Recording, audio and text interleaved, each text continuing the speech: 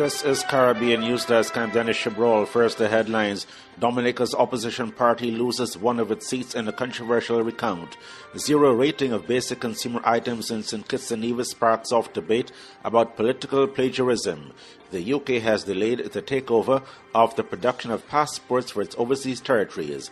The Guyana government tries to salvage a multi-million-dollar e-governance project. And still in Guyana, a Venezuelan soldier is in jail awaiting trial on gun-related charges. Details coming up. We are one Caribbean, one people, one nation. Facing the same destiny, so separated we are as one. Let's come together, one market economy. Caribbean is how it should be. Let's support.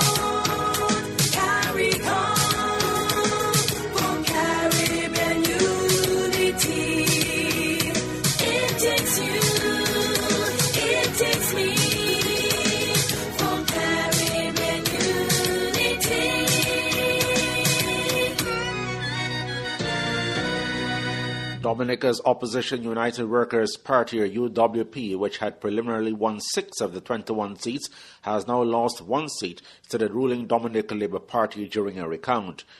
At the recount, a number of votes were declared spoiled. The UWP has already charged that Monday's election has been tainted by irregularities and malpractices. Now its candidate, Dr. Thompson Fontaine, believes that he has been cheated of his seat. And these people, for some reason, dumped 13 of my votes, perfectly legitimate votes. So we come to the recount yesterday, and I'm looking at those votes, and I'm asking this returning officer, what in God's name is wrong with these votes? Look at it. There is a clean X. There is nothing, no mark, no nothing else. And you're trying to disenfranchise a voter. On the other hand, a couple votes that were rejected for Alex Stevenson, as soon as it came up, they accepted it. We did not even protest. It is one thing to bribe individuals before an election, to bring down foreign voters, but it's another thing to go to your plan B when all of that fails, to go to your plan B to steal legitimate votes. The recount shows that Fontaine lost with 614 votes compared to the ruling party's Ivor Stevenson's 622. Bahamian Prime Minister Perry Christie has accepted the resignation of Financial Services Minister Ryan Spindler, who has decided to take an executive position in the private sector. Christie agreed with Spindler's decision after it became known that he was offered a senior executive position at Deltec, a banking group with offices in Nassau. The Cabinet Office said in a statement Wednesday.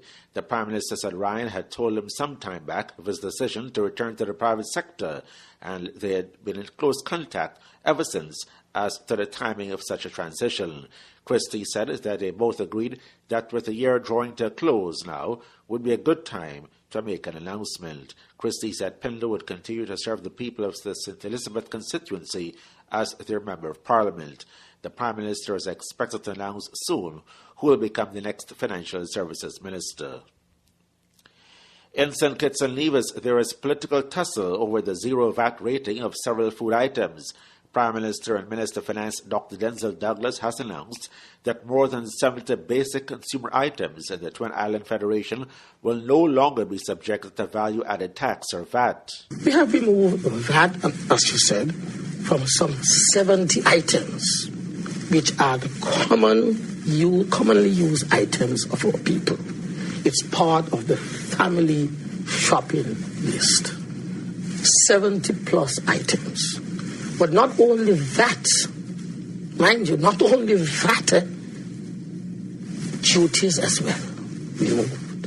VAT plus duty, I don't think any party can match that. No party in St Kitts and Nevis or anywhere in the Caribbean can match that. But leader of the opposition Team Unity, Timothy Harris, told the House on Wednesday that a Douglas administration is a copycat. Hear them. We will remove it from food. But that is Team Unity's idea, proposed over 2 years ago.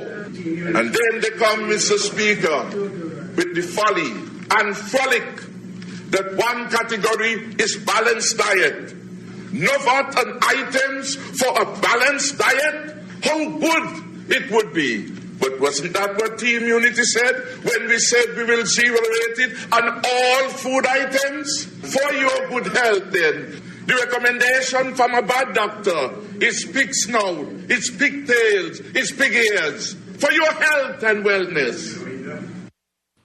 The United Kingdom has stalled the implementation of the repatriation and centralization of passports for overseas territories again, pushing the project until May 2015.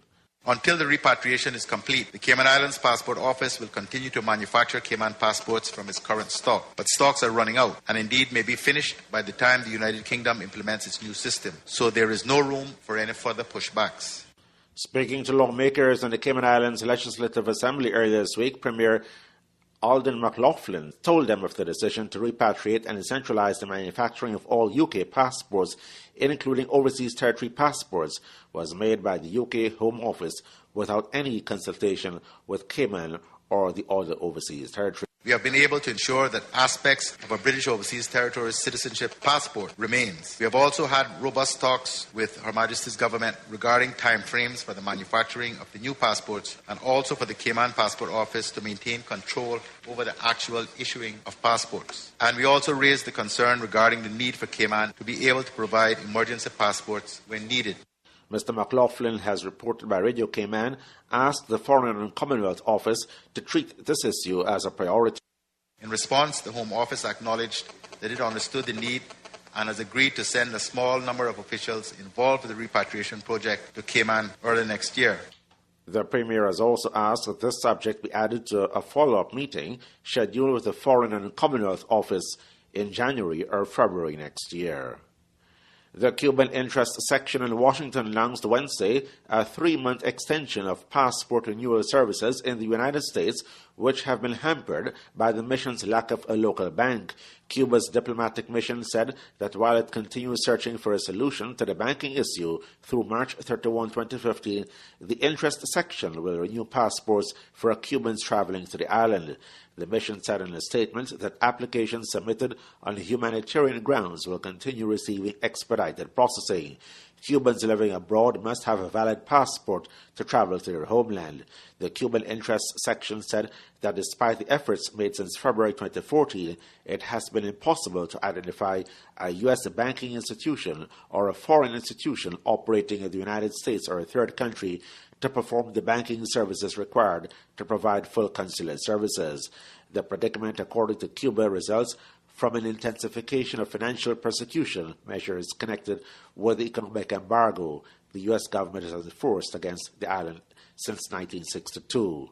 The Cuban Interests Section in Washington and Cuba's permanent mission to the United Nations have been without local banking services since March 1, when their longtime provider, M&T Bank, got out of that line of business. As a consequence, Cuba has had to suspend consular services for all but humanitarian cases until May. A multi-million-dollar e-governance project in Guyana has collapsed and government is working on a rescue plan. Authorities had hoped to run a fiber optic cable over 200 kilometers through rugged terrain from southern Guyana to the bauxite mining town of Linden to the coastline, from where the data is supposed to be distributed. Although the cable has been repeatedly broken and the project is yet to get off the ground, government says it still has to pay more than $76,000 per year to a Brazilian company that has been contracted to supply internet data across the fiber optic cable. Cabinet Secretary Dr. Roger Lanchin says efforts are being made to salvage the project.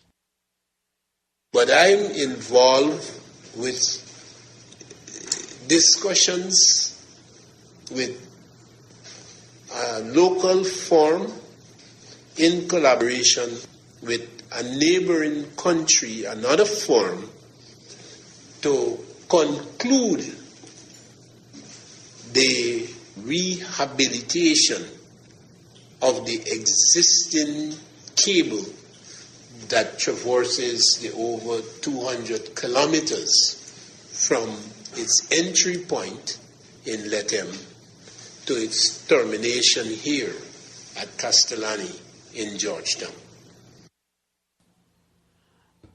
Expected beneficiaries are a government's e-governance project for the provision of full public services and secure the movement of data. Poor Guyanese who were promised free internet access will now have to wait longer because government is talking with two companies to begin remedial works. A group of Jamaican immigrants has established an international drug trafficking operation in Trinidad and Tobago. The Trinidad Express newspaper, which claimed to have exclusive access to the document, said that the gang has forged ties with drug cartels in South America. The ring uses Jamaican nationals to smuggle marijuana from their homeland into Trinidad, where the pot is sometimes bartered for South American cocaine that is transported to Jamaica to be repackaged for the North American and European markets. In other cases, the Jamaican marijuana travels via Trinidad and Tobago to countries such as Canada. The October 15 report says that Jamaican drug traffickers set up shop in Trinidad due to a lack of trust in Trinidadian drug trafficking organizations, which have a reputation for double-crossing their foreign business partners. The Jamaican outfit pays Trinidadians up to $78 for the use of their identities to facilitate the entry into the country of drug couriers from Jamaica.